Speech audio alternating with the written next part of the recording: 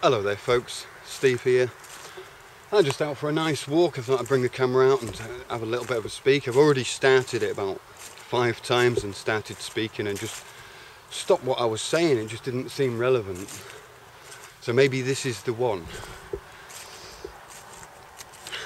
I don't even know what I'm going to talk about, and it's usually the case.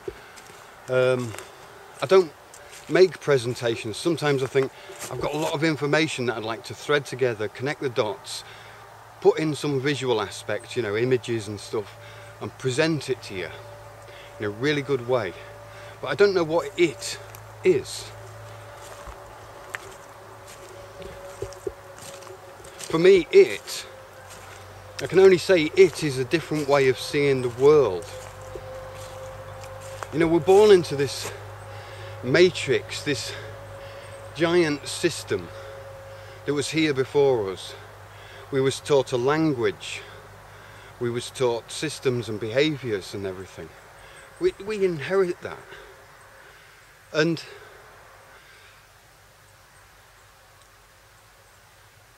as I get older, I realise how that system affects me in negative ways. And I'm not saying that the system's always been bad to me, but there's some things that I feel in my own personal life have really annoyed me about the system. And then when I look at the injustices on others on behalf of the system, the governments, when I see that injustice, I think I can't look away. I can't just look away, because then, you know, I'm just an ignorant, cold-hearted human being, you know. So and so often in a society it's portrayed as like, you know, one person, or, you know, the few can sacrifice themselves for the many. You know, like we make laws that everybody on the planet should eat peanuts, and if those who have allergies die, well, they died for the greater good. No, you know, every individual on this planet is essential to me, and it should be essential to everybody. No, human life has no price, you know, not in war or anything. And so I do feel that I have then inherently, I have a right, not from a government or from anywhere, not from myself. It's an inherent right to look after my fellow man, to not let my fellow man perish in any way, mentally, physically, emotionally, to not watch my fellow man perish. Even if my fellow man says, oh, I want to perish, I want to perish, I can't let it happen. I have to at least find reason. I can't grant somebody else their demise, you know. That's not, in a way, that's not even a right, that's almost a duty, you know. So maybe I'm just getting duties mixed up with rights, you know, thinking that, you know, I have no rights to meddle in other people's lives. You know, that's a load of crap, isn't it? That's a load of crap. You know, that is basically just shedding off responsibility, just proving that I'd be incompetent, incapable. You know, but if somebody has the capability to help and they do not help, that is gross negligence. You know, that is a form of negligence. That is a form of tort or torture. So when they say silence is golden, no, silence can be absolutely piss yellow. You know, chicken piss yellow.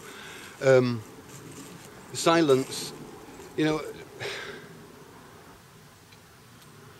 sometimes it's good to remain silent, just because you might not have anything to say, and it might, whatever you try and say may just enforce somebody else's argument, and sometimes there is no point in arguing with somebody who is not in the capacity to respond anyway. So therefore it's better to remain silent and find their boss, the one who speaks for them, rather than speak directly to this, you know, to this middleman. Where was I going with this? I put up these videos because of that, because I can't let my fellow man perish. I think in a way, if I was to perish on my own, I could curl up like a cat in the corner and and not let anybody know my peril, you know, just hide my illness or whatever. But when it comes to other people, if I was to see someone else die and I didn't do anything to save that person, you know, just from a very selfish aspect, I couldn't live with myself. You know, having left that person, I would never get that picture out of my mind again. You know, I'd definitely have to make it up to life. You know, I definitely have to like give something back to life itself to feel like I even deserve to live myself, you know. And what I'm seeing in society, especially now when I see hangouts and things like that, I see a lot of people who I see as like me. You know, I come from the street. I went to a crappy school. I got kicked around. You know, I've been through the school of hard knocks, like a lot of you guys. You know, and then you've got these middle and upper class people who've been carried in cotton wool the whole time, got enough money for all of the wonderful things that you know, life and society has to offer, you know, land and property and cars and horses and holidays, adventures, food in abundance and drink and the best wine, hotels, you know, all of this shit that's inherited, or whether it's rightfully or not, I don't care, but you know, I'm here with my humble life, letting all of the rich upper class and everything just kind of wallow in this abundance that we all create. And it's like turning up to a banquet where the rich people got there first and put it all away, you know, and just left us with the scraps. That's what it feels like. And the rich upper classes seem to feel like they have some kind of inherent title ownership to the stuff that they consume. And I think when I look at these, like saying, you know, my kind of people, we're humble. I'm not saying we're any better or worse or anything. I just think that because of the way we speak and the way we look, and sometimes the way we behave and our sense of humour and the things that we adhere to, the things that we like to do, we like to sleep outside maybe, and things that the richer, more comforted, domesticated people would see as more animalistic, whereas to us we see that as more just getting down to earth, not being so bloody sissy. But our kind of people, I do consider we're kind of scary, I think, to a lot of people. You know, because we're like maybe more direct or swear, you know, say fucking this and fucking that all the time. It's because obviously, you know, our education wasn't that good, so we're not very skilled at language, and you know, we never had loads of money to buy expensive clothing, so we never really cared about like getting dirty and things. Different lifestyle. But I consider those, let's just say lower class or no class people. No class is probably better. I don't like class and style and shit. Fuck that shit.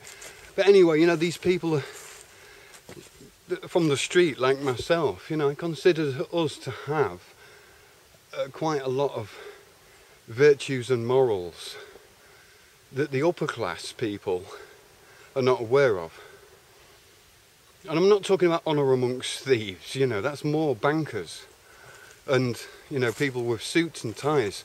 That's really more the you know, the honour amongst thieves. But as you know, amongst the guys on the street, we've got a pretty solid code of honour. Code of honour. You know, it's like pretty much like a man and a word. You know, if I give my word to one of my fellow mates, you know, he takes that word quite seriously. And friendship is taken seriously. Possessions and stuff, you know, if somebody damages some of my possessions, even my most favourite guitar, it doesn't mean that much. Their intent was the whole thing. And so the things that I choose to share To be honest, I think the things that I share are pretty high profile knowledge. Some other people might say that it's just the worst pseudo-intellectual psychobabble that they've ever heard. I don't give a fuck. If people think that it's just psychobabble, then they could come back with a better answer. If people are so fucking arrogant to think that they're better than you or me because they know the answer, then come on, out with the fucking answer. You know, all of these bureaucratic Trustafarian assholes who laugh and scorn at the lower classes for trying to work out answers and stuff. And I just think, fuck you, you snobby bastards. Out with your fucking information. You know, what does this mean? What does that mean? What is that piece of... Where is your evidence? Not any of your fucking... You know, you fucking... avoiding the argument with clever semantics, clever word choice, ambiguous fucking legal speak. Unfortunately, it is...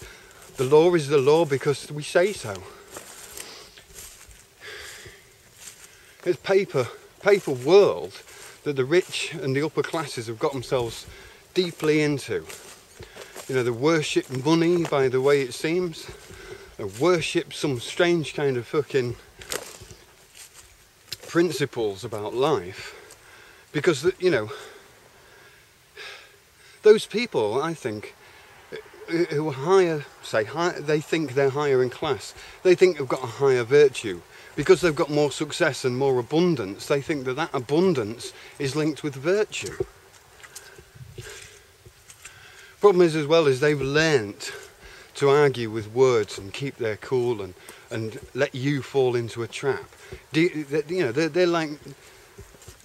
the kind of people who are snaky enough to let you hang on your own rope and shit like that, you know. Dig your own grave and that.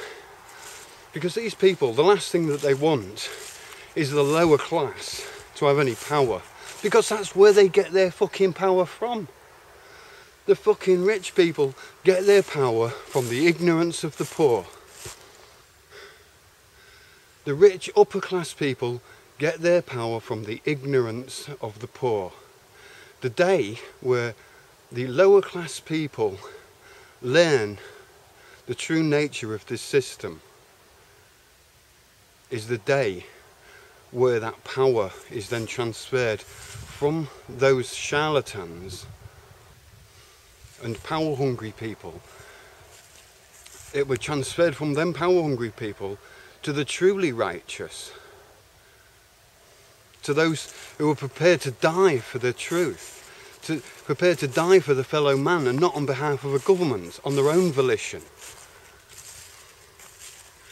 You know, all of this thing about government and a nation is just a fake body, like a father. And I'm not being dishonourable to nations here, because they're all, say, you know, created with good faith. But at the end of the day, a father nation is not a real body in the sense of a living body. It's a body that we, man, created.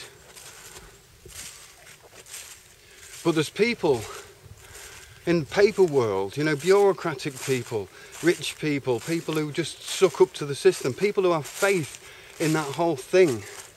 They're like hypnotised by the paper world, hypnotised by the power that's behind money. Because money's not backed by gold, is it? Otherwise there would be the same amount of gold as there is value in property everywhere on the planet. You know, money is backed by our labour, our power, and also, you know, the power of the collective. And we have that father nation in a way to thank for that collective. We have that father nation to thank, but there is no father nation in existence, is there? There is no, you know, where is Mr. Father? You know, a true father, if it was living, would have arms and legs like me and you. It wouldn't be a flag flying, blowing in the wind. You know, so government was set up for a particular purpose. You know, let's say, you know, the Creator created government because we couldn't look after ourselves. But those people who have taken those positions of power in government have corrupted and misused those positions. I'm not sure how off track government legislation has now become, but I know the fundamentals about how this system is set up. The government basically are there to serve the people. That doesn't mean, like, you know, a policeman's there to shine my shoes. Doesn't work quite as simple as that. But at some point, if you look at it, if we've got, like, you know, so few people in politics, and even fewer good people in politics, there's not enough people to run a country. There's not enough police to make sure that everybody's okay. We're going to have to stand up. Not every single man, woman and child. I'm just talking about those who feel strong enough. Have to stand up and take part in politics. Take part in making decisions. Not having the idea of breaking free from the system or escaping from the system or becoming somehow autonomous. We're not autonomous. We can prove autonomy and stuff, but it's a long story. It's just such a long, big story. We've got to work this one out together. We really have got to work this one out together, including police, politicians, everybody. Everybody's in this together. And if the fucking politicians can't accept that they're just showing massive signs of incompetence, they're like really testing our faith, you know, they don't hold to the word, they look like a bunch of fucking jokers, puppets, idiots, liars. They all seem to be in it for their own vested interests. Now, these are all presumptions, but they're presumptions that are like put out onto the nation. Everybody know, you know, in my entire life, everybody's said that politicians are stupid. Now, I'm not saying the countries of the world are run by idiots. I'm just saying that's what it appears. You know, you got Barack Obama with a fake birth certificate. It either says something about a Barack Obama or it says something about the birth certificate. One or the other. Or, you know, whatever. So there's got to be a point where we just can stand up, we can start to realise what the true nature of this system is, and we take back the power. Non-violence. I think wind's blowing now, so I've cut it off here. I'll just walk down here a little bit.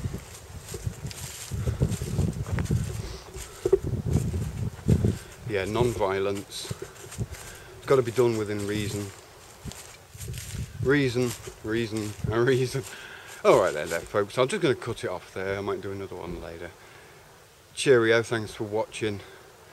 Yeah, let's do this.